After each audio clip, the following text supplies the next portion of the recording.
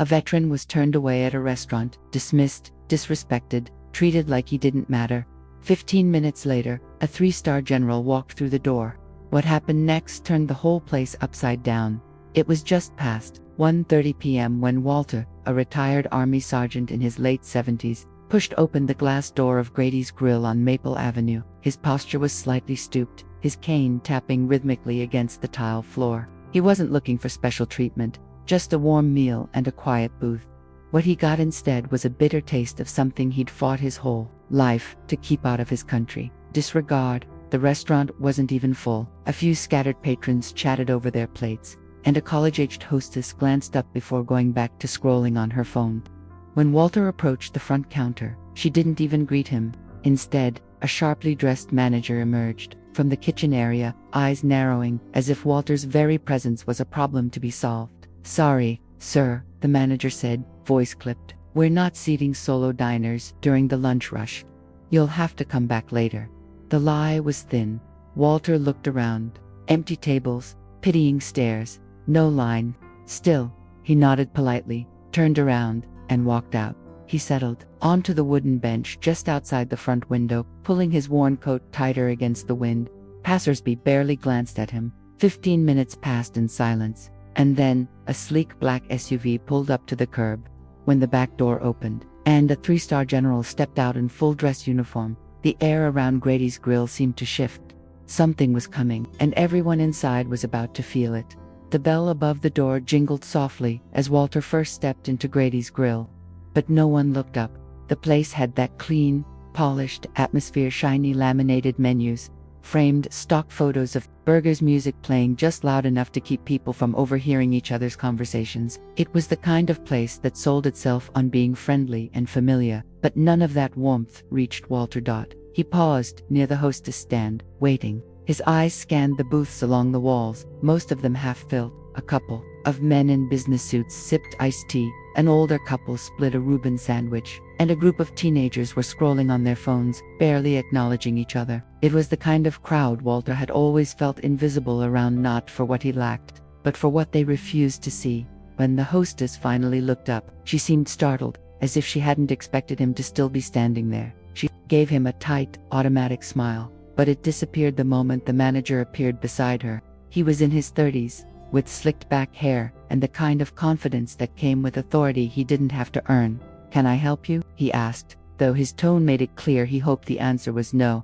Walter responded gently, just hoping for a booth. "Lunch special, maybe."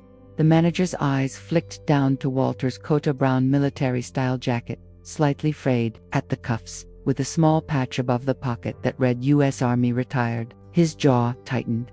"We're not seating individuals during peak hours," the manager said flatly. "You'll have to wait or come back." There was no mention of how long the wait might be, no offer to take his name. Walter opened his mouth to respond, then thought better of it. He gave a small nod and turned back toward the door. No one spoke. No one stood up. Only one server, young woman carrying a tray of drinks, met his eyes for a split second. There was something like guilt there, flickering and unsure. But she kept walking. As Walter stepped outside, the hostess leaned toward the manager. "That guy looked like a vet," she whispered. The manager just shrugged. So, outside, Walter sat on the bench by the window. He didn't look angry. He didn't even look surprised. Just tired. Tired in a way that made it hard to breathe. Inside the restaurant, the manager returned to his station with an air of smugness, but the young server hesitated, glanced out the window, and pulled out her phone, sending a single text to a number saved as Jen McMillan. Her hands trembled as she hit send. The wind had picked up outside, tossing dry leaves across the sidewalk. Walter adjusted his coat, not to shield from the cold, but more from the sting of being brushed aside again. It wasn't the first time someone treated him like a nuisance. Still, he'd hoped things might be different in his hometown. Inside, the lunch crowd grew a bit louder, forks clinking against plates, conversations bubbling with casual ease. Walter could see them through the window, people enjoying their meals, living their lives, oblivious or unwilling to see the man they'd just excluded. Then the door opened again. Walter stood up, figuring maybe someone had come out to offer a seat after all. But it was just the manager, holding a clipboard. He glanced at Walter with irritation. like the old man's presence on the bench somehow reflected poorly on the restaurant's image. "You can't loiter here," he said. "You'll need to move along." Walter raised an eyebrow, his voice calm. "I'm not loitering, I'm waiting." "For what?" The manager looked down at him, arms crossed. Walter held his gaze. "Respect." There was a pause. Not long, but long enough for the meaning to settle. The manager scoffed. "Look, we don't mean any disrespect, sir," he said, using the word like a formality he barely believed in. "Bafta, this isn't a soup kitchen and I've got a business to run." Walter didn't flinch. He'd stared down enemy fire in jungles and deserts. A petty manager's words didn't cut as deep, but they still cut. "You have a nice day, then," Walter replied softly, easing back onto the bench. The door shut behind the manager with a muted thud. A mother and her teenage daughter walking by gave Walter a polite nod. The girl, maybe 16, looked like she wanted to say something, but her mom ushered her along, back inside. The server who had texted earlier kept glancing at the clock on her phone, her anxiety mounting. She knew she shouldn't have contacted the general, but what she had witnessed didn't sit right with her, and Walter reminded her of her grandfather, strong, proud, always soft-spoken. 3 minutes later, her phone buzzed quietly. One new message, ETA, 5 minutes, don't say anything. Her breath caught. Something was about to shift. Back inside Grady's grill, the temperature hadn't changed, but the mood had. A subtle tension crept into the air, unspoken, yet undeniable.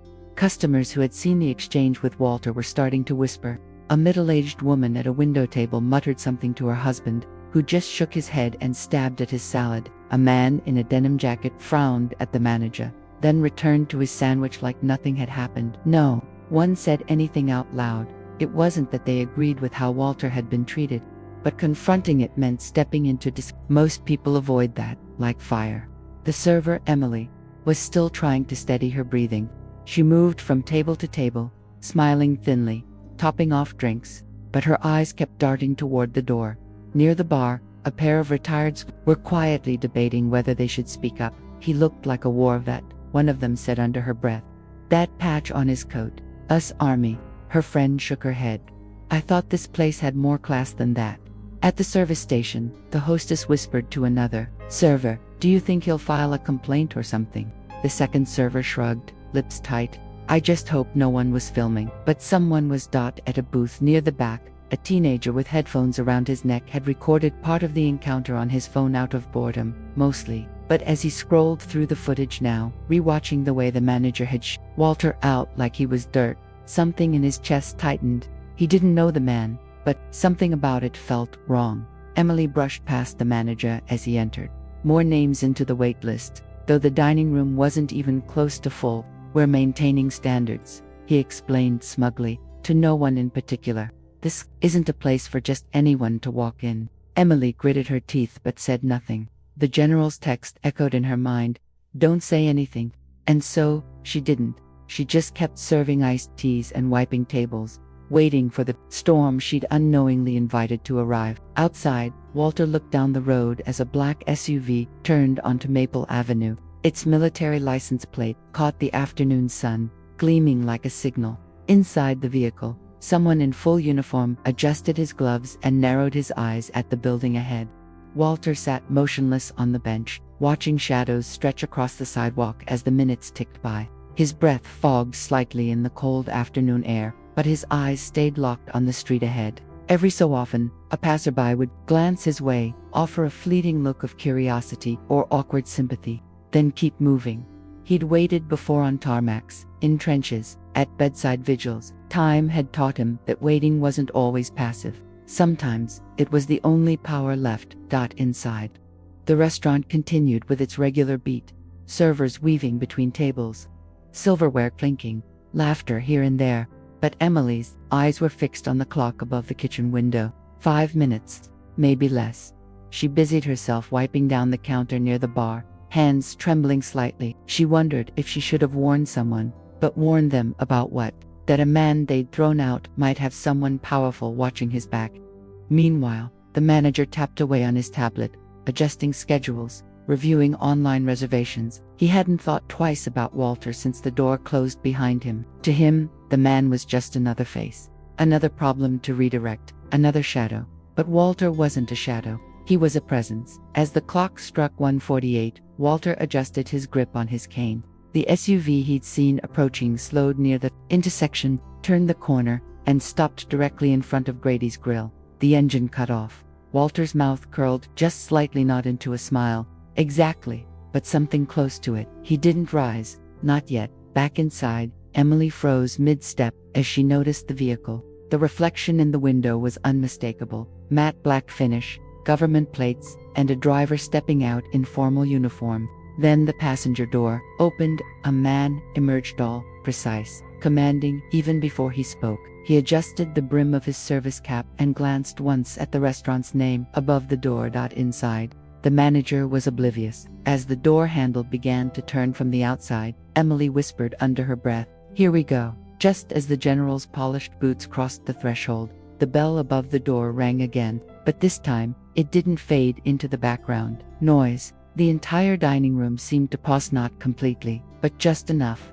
Conversations softened. Forks hovered midair. A few heads turned instinctively toward the entrance. The man who entered was unmistakable. His posture alone commanded attention, upright, precise, like someone who had spent a lifetime walking through chaos without losing his footing. 3 stars gleamed on the shoulders of his crisp army dress uniform. His cap tucked beneath one arm. His eyes scanned the room like a battlefield assessment. General Marcus J. McMillan. Emily's heart pounded. She instinctively smoothed her apron and stood a little straighter behind the counter. The general nodded once in her direction. Subtle but unmistakable. The manager looked up from his tablet with a slightly forced smile, already calculating how to make this work in his favor. "Good afternoon, sir. Welcome to Grady's Grill. Where is he?" the general asked, his voice quiet but sharp enough to slice through the hum of the restaurant. The manager blinked. I'm sorry." The general turned slightly, eyes scanning the room.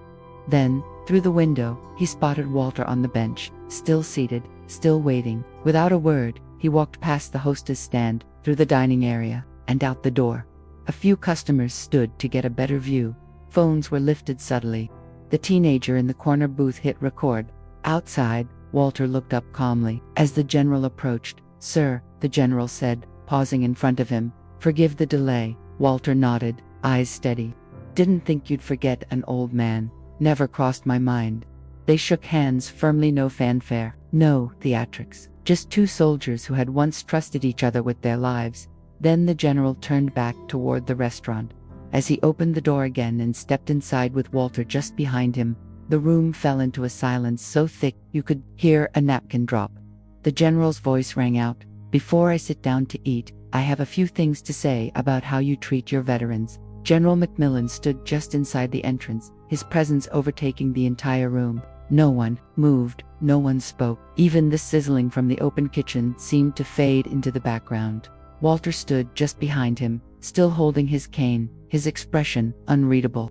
The general's gaze swept across the dining area until it landed squarely on the manager, who was now pale and blinking fast. "You're the one in charge here?" the general asked, voice controlled but unmistakably firm. The manager cleared his throat. "Why, yes, General." "I don't call me General right now," McMillan interrupted. "Call me a friend. A friend of the man you kicked out like trash." The room gasped, not loudly, but audibly. A few phones were already filming, and the teenager in the back booth had turned up the volume on his recording. "I served with this man," McMillan continued, gesturing toward Walter. "He led troops in Kandahar, rescued civilians under fire, and carried wounded men across enemy lines. He didn't ask for glory, he never needed applause, and yet he walked into this restaurant looking for something as simple as a seat and a sandwich, and you humiliated him." The manager's mouth opened, but no words came. His polished exterior crumbled under the general's gaze. "You assumed something about him, didn't you?" McMillan said, stepping forward. "You saw an old man in a worn coat. You didn't see the Bronze Star. You didn't see the decades of service. You didn't see the man who once saved my life. All you saw was inconvenience, silence." Walter remained quiet, his face calm, but his eyes held something deep, pain, maybe, or dignity that wouldn't bend, no matter the weight. McMillan turned toward the diners. "Let me ask you all, what kind of country do we live in if this is how we treat our heroes?" Customers shifted in their seats. Some nodded slowly. Others looked away. The general faced the manager one last time. I suggest you reconsider your standards. Not just your policies, but your values. Because the story that starts here isn't going to stay in this room. As Macmillan finished, the teenager in the booth posted the video online with one caption: "Veteran disrespected. General steps in. Watch this." Within moments, the view count began ticking upward fast. By the time the general and Walter took a seat at a booth near the center of the restaurant, the atmosphere inside Grady's Grill had completely shifted. The hum of casual chatter had turned into hushed murmurs and discreet phone screens glowing under tables. Nobody was eating. Everyone was watching. Emily brought them menus with trembling hands, though it was clear the general hadn't come for food. "Thank you, young lady," Macmillan said gently. "You're the only one here who acted with conscience." She nodded, too nervous to speak, then backed away. The manager stood frozen by the bar, unsure whether to intervene or disappear. His jaw flexed as he tried to salvage control, but the tide had turned. Outside, a small group had started to gather. Someone had seen the SUV and the uniform. A local journalist on her lunch break began recording from the sidewalk. The teen's video had already jumped to thousands of views in under 10 minutes. Comments were pouring in that managers should be fired. "This is how we treat our veterans. Disgusting. Someone find that general. I want to shake his hand." Inside, the general leaned across the table toward Walter. "I didn't think I'd need to do this in uniform," he muttered. "But some lessons still need teaching." Walter chuckled, low and dry. "Never stopped teaching. Marcus just got tired of being ignored." At the bar, the manager's phone buzzed, repeatedly calls from his district supervisor, text messages from corporate. He stepped into the back, but not before one of the line cooks whispered, "Guess we're famous now." A woman in a booth stood up and walked over to Walter. "I'm sorry," she said quietly, "for not saying something earlier. You didn't deserve that." Walter looked up, eyes kind. "Most don't say anything. Takes guts to do it now." She smiled faintly, then returned to her table. More diners began to murmur apologies, comments, support. It was spreading like wildfire, not just online. Back in the office, the manager stared at an email from the company's regional director. "Effective immediately, you're suspended pending review. We'll be making a statement within the hour." He leaned back in his chair, suddenly very aware that his silence had cost him far more than just a slow lunch shift. By the time the afternoon crowd began thinning, the name Grady's Grill was trending nationwide. The teen's video had hit 1.2 million views by 4 p.m. Major veteran support groups had shared it. News outlets had picked it up. Restaurant denies veteran general responds in person made for perfect headline bait. And people were outraged. The restaurant's Yelp page was bombarded with one-star reviews. "Disgraceful, un-American, fire the manager or shut it down." Their website crashed under traffic, and the reservation system went offline completely. Inside, the staff was split between panic and quiet defiance. Emily, still shaken but standing tall, helped an elderly couple to their table, offering them extra kindness. One of the cooks asked her, "You think you'll really get fired?" She didn't answer, but they both knew the answer was yes. In the back office, the manager paced, phone glued to his ear. "It was a misunderstanding," he kept saying. "We weren't trying to disrespect anyone. He just didn't look like a customer we usually get. The line went dead. Corporate had stopped defending him. Later that evening, local news crews arrived, setting up just across the street. One reporter tried to get a comment from Walter, who declined gently but firmly. "This isn't about cameras," he said. "It's about dignity." Meanwhile, General Macmillan stood by the door, giving a brief statement on Walter's behalf. "The way we treat those who've served says more about us than it does about them. And today, this place failed that test. But we showed up, and that's the start of something better." Customers began filing out, with quiet nods and a few spoken thank yous. A few even shook Walter's hand, not for the viral moment, but for what he'd endured without lashing out. As the sun began to set, a black sedan pulled up in front of the restaurant. A sharply dressed woman stepped out. Grady's district director. She walked straight inside, asked for the manager by name, and said only one sentence, "You're done here." 3 days later, Walter returned to Grady's Grill, but not alone. This time, he walked in beside General Macmillan. Though the general dressed down in civilian clothes, the two men entered quietly. No cameras, no speeches. The frenzy had calmed, but its impact lingered. The hostess knew someone younger, with a nervous smile.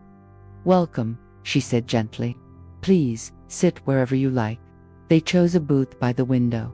The restaurant had changed. A framed photo of Walter now hung near the entrance, with a small plaque beneath it, in honor of those who've served with courage and the dignity they deserve.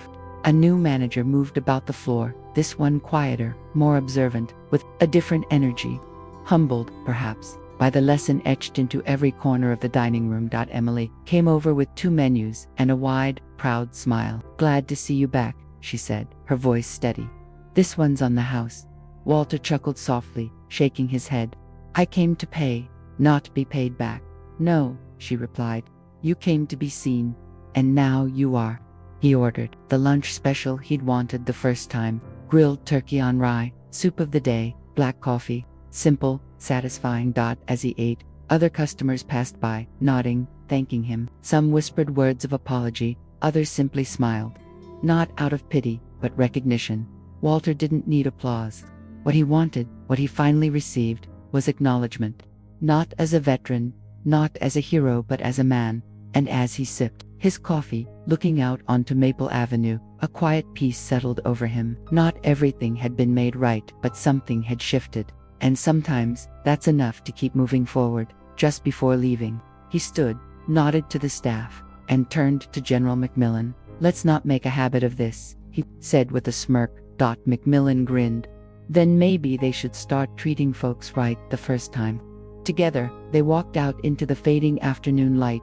2 soldiers, older now, but still standing tall. If this story moved you, don't leave without letting us know. Hit that subscribe button and share your thoughts in the comments. Where in the country are you watching from? And which moment in the story hit you the hardest? We love hearing your reflections because your voice matters, too.